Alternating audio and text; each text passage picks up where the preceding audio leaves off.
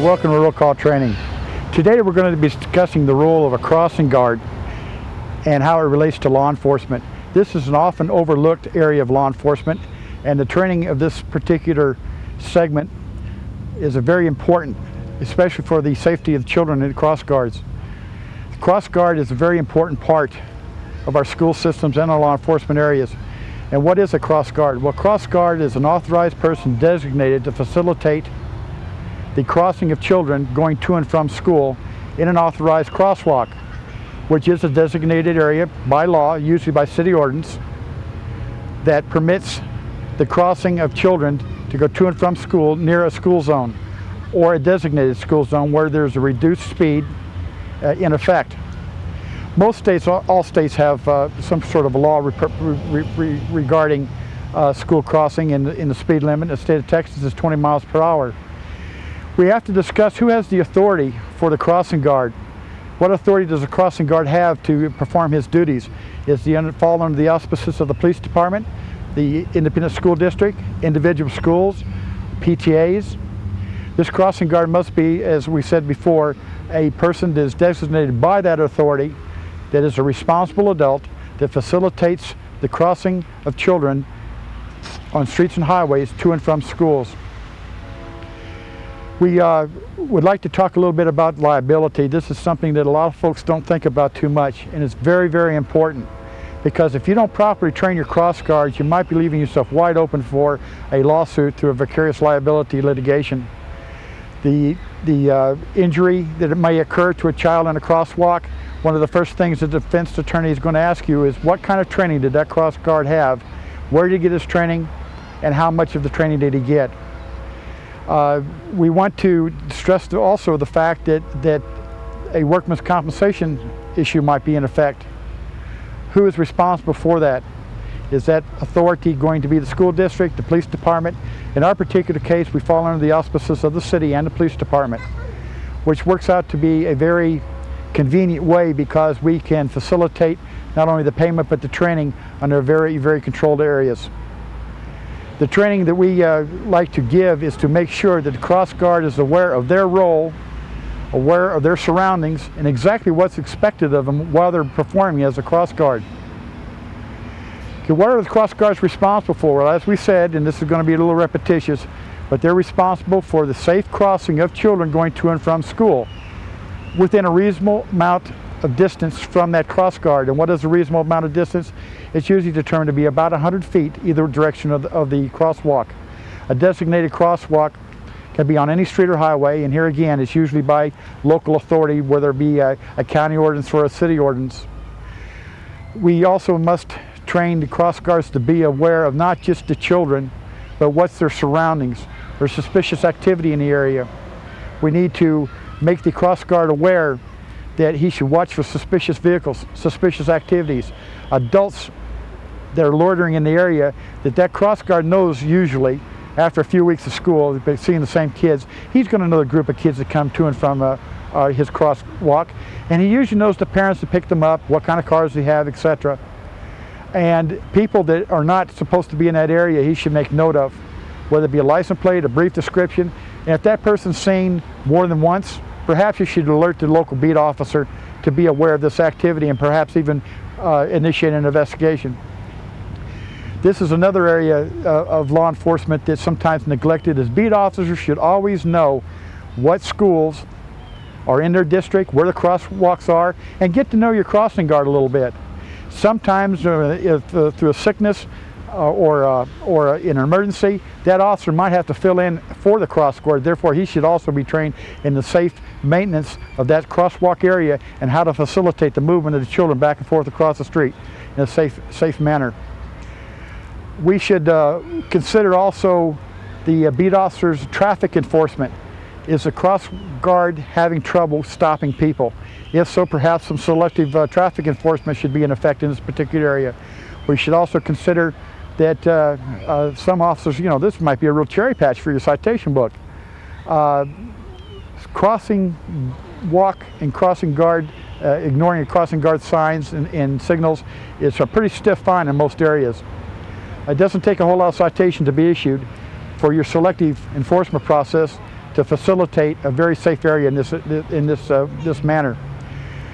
Remember, when you are crossing guard, you got to control the children, and that's just not in the crosswalk area. It's also when they're getting ready to cross, because when you're stopping traffic, you're going to be leaving them alone for a minute, and you need to be very clear and very precise in how to direct the children to do what you want. You are an authoritative figure, but don't be overbearing about it. It's better to use a little sweetness with these kids, and remember, they are kids, and you can control them without being too overbearing. This is part of a rapport that all crossing guards should develop with their regular kids that come across the street. Okay, let's take a look at the mechanics of how to stop the traffic and how to get the kids across safely. We're at a crosswalk on a 4-lane highway intersected by a 2-lane highway. Let's talk about the mechanics just for a minute. You want to make sure your crossing guard is highly visible. Of course, today I'm in my uniform, so I'm therefore pretty visible to the traffic. If they don't have a uniform, at least a vest, a reflective vest, to indicate that they are a crossing guard. Some outfits use signs, some use banners, some form of a signal, whistles. Anything you can do to get the traffic stopped, use it. But to simplify matters and show you it can be done without any of these things, we're going to do it for you. Remember one thing, stop all traffic 1 lane at a time. Make sure all traffic is started before you start the children across the street. You're in control of them from the time they hit this side of the street to the other side of the street. We'll stop 1 lane at a time, being very visible, making sure everyone sees you. Do not start anything until the traffic is stopped in both directions.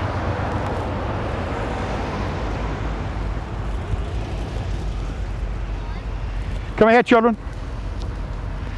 Come on, all of you.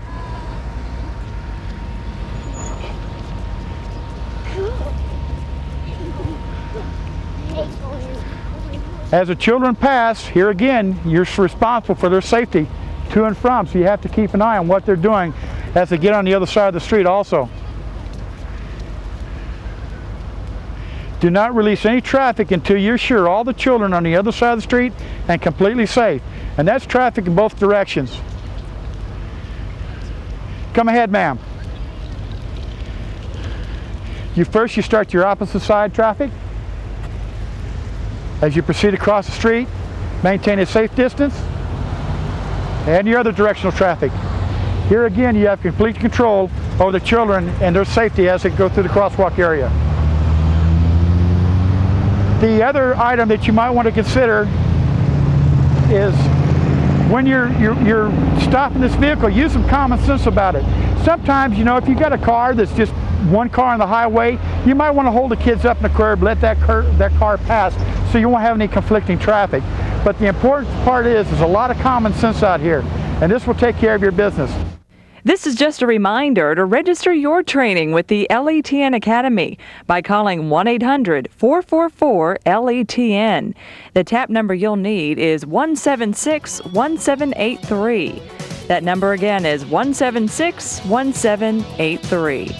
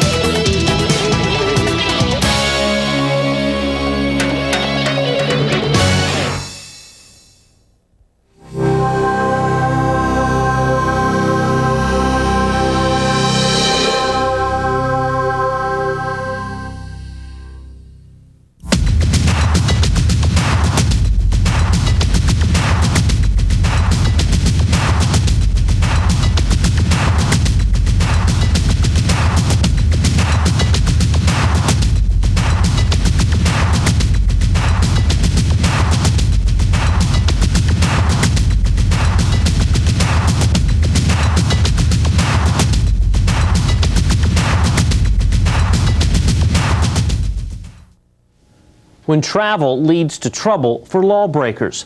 Find out how one sheriff's department is keeping the crooks off the streets. That's next on Command Center.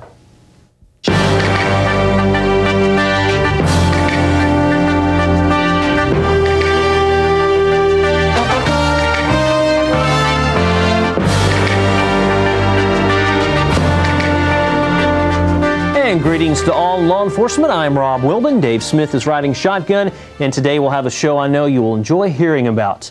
In Davidson County, North Carolina, the Sheriff's Department there uses an innovative, inexpensive strategy that's making lawbreakers think twice about driving through that county. Jennifer Matthews tells us how the program works. Lights, flares, action. Nope, it's not Hollywood. It's the way one North Carolina county says howdy to lawbreakers. Slow, slow. Keep going. Don't stop. Don't stop. The Sheriff's Department runs roadblocks that move every few hours, every day, around the clock. The goal? To deter a wreck before it ever happens. To deter someone bringing and transporting drugs into our county before it ever takes place, before it ever reaches our county. Sir, you've been placed under arrest. Deputies inspect all licenses and vehicle tags. If they see, smell, or hear anything suspicious, they pull the car over for a look. Is that yours? Extra men aren't needed, and equipment is donated or bought with drug fines. Last year, crime in the county plunged 16%. Probably 90% of our crime reduction has been due to the roadblocks. It affects all types of crime. Number one being drugs. That's marijuana. And drugs, Heggie says, are the root of most crimes. My philosophy was, let's stop the flow of it, the transportation of it, and therefore we'd stop some of the crime. And it's worked out very, very well. This is the worst county, man. Okay, shut her down. Let's move. Let's go to the next location. While not everyone likes the roving roadblocks, many do. Best thing that's happened to this county in the last 50 years. So Heggie's round-the-clock roadblocks roll on. This is Jennifer Matthews reporting. Thank you, Jennifer, and welcome today by telephone Sheriff Gerald Heggie from the Davidson County, North Carolina Sheriff's Department. Welcome to the show, Sheriff. Thank you very much. Well, tell us, what prompted you to go to this tactic? Did you just say enough's enough, or what? Well, actually, it was too much government. Really, the prior sheriff here had a grant, which was a B&E task force grant, breaking and entering task force grant that wasn't working. They did stakeouts and increased patrol, but the crime rate in the breaking in area went up 29%. So I looked at that tactic and changed it and added the roadblocks just for a test, and it worked out real well. Well, Sheriff, you see you're making a lot of arrests for DWI and people in possession, and of course I never ever understood driving around smoking dope. I mean, Right. It's got to be crazy. But Right. Are you making other arrests then too? Does it just deter burglars from moving during the day? Oh, we're making all kind of arrests. We had one guy who got in the roadblock, and he was from South Carolina, wanted for rape and kidnapping, numerous state and interstate felony warrants. People get caught up in these roadblocks. They have nowhere to go, and missing persons, missing children, you name it, you'll catch them in the roadblock. Now, from the report we just watched, it seems like the public, at least from the report we just saw, the public likes the idea. Have you got any bad feedback from people that says, oh, you're just slowing my travel down? Well, no, really. Down here, they just went over great. The people even pack up on Saturdays and back in their pickup trucks with their picnic lunches and watch us when we do them now. And it's the greatest thing, really, PR-wise and crime-wise that's ever happened to law enforcement down here. I mean, it's great to know the public's behind you finally once and for all. It's great, yeah. They have a choice: go to the airport and watch planes take off, or go watch the sheriff arrest bad guys. That's right. They'll come out on Saturday night, and they'll back up on the sides of the roads with their picnic lunches and watch us take bad guys to jail. Well, one of the things, in this day and age, of course, civil libertarians are always looking, especially our favorite group, the ACLU, and if there's a stand they can take against law enforcement, or it seems like they're going to quickly leap on it. Have you had to deal with that at all? Oh, yeah, everybody in the world flew in down here to begin with, but I'm kind of a controversial guy anyway, and, really, the public's got on my side. They've told these guys, look, we're stopping crime down here. At one time, our crimes went down 24%. That was a record for North Carolina, so, we don't worry about those people. You're always going to have those type of people. Well, Sheriff, one of the things I know when my agency, the Arizona Department of Public Safety, years ago, introduced that out in Arizona, they had a lot of parameters come down from the courts for us to successfully do it. What would you tell the sheriffs and chiefs out there before they start doing these type of roadblocks that they need to think about in terms of the legalities to keep this group off your backs? Well, the main thing you got to do is you got to coordinate it with all your men, and it's got to be approved by the senior officer, such as a lieutenant or a captain or above. Once you do this, and remember, you're on a license check. You don't want to designate as a DWI or any type thing like that. Because if you designate as a DWI, you're going to run into problems because they're saying you're out there looking only for DWIs. We run them just as a license check. That gives you a large, wide parameter of things that you may find. And we really have had no problems in the courts whatsoever after we changed that one thing. And if you work with a multiple agency, you got to have okay from all the agency department heads.